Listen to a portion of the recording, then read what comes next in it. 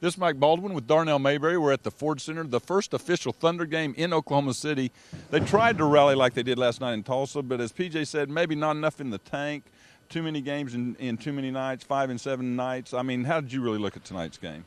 You can point to a lot of excuses. Injuries, 5 games in 7 nights. They don't have everyone. They're throwing out mix and match lineups. There's a lot of things you can point to. The offense isn't in, and they only have about a third of the playbook in. So right now it's just a lot going on with this team. The good news is they have 8 days off before taking the floor again on October 23rd against the Phoenix Suns. By then, we should see improvement out of this team. They're going to have practice days to work on everything and sort of get it all together. And one thing we noticed again tonight, Petro has been one of the more consistent guys. Wilkins, who was leading the team in scoring, had an off night. Carlson had another pretty good night. Durant had his fourth quarter magic going for a little bit there. But, I mean, outside of them, there wasn't a whole lot of guys out there you could just say had a really good night tonight. Well, you mentioned a lot of guys. Well, 3 or 4. Well, I mean, Durant's normally going to be solid. I mean, they need to get Jeff Green back. I think that's the key. You want to see what he has to offer. Joe Smith is another good guy that you want to have in that lineup. Desmond Mason is already playing hurt.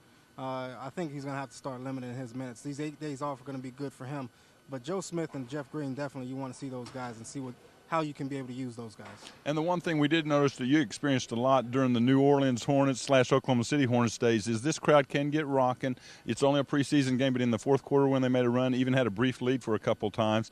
I mean, this place was getting pretty rowdy again, and as PJ said, it's going to be one of the best buildings in the league again. It was a little over 16,000, almost 16,500 here tonight for a preseason game. So I think that tells you what the excitement is like in this city. When they come in here October 29th against the Milwaukee Bucks, I think this place they're going to blow the roof off of this place. I mean, it's going to be packed. People are going to be cheering loudly. I mean, they're going to be standing up. I think everyone was impressed with the preseason debut inside the Ford Center tonight, and I think you can only expect more on the 29th. And the team's taking off tomorrow before they practice, probably most of the next 6 days. He might even give them another day off. But one of the other things is we're going to have a lot of coverage during this time they're practicing, though. You're going to have some stuff on Petro tomorrow. We're going to have more Petro calls, and you're going to do Westbrook, who had a little bit of a rookie learning curve. So we've got several stories coming up the next few days to sort of update people on what's happened the first week. Yeah, pay attention to Russell Westbrook. I mean, he's had his ups and downs throughout this preseason. He's sort of taken his rookie lumps. Some real unheralded guards have sort of shown him the ropes in this league. Bobby Brown did it in Sacramento. DeMarcus Nelson did it in Golden State.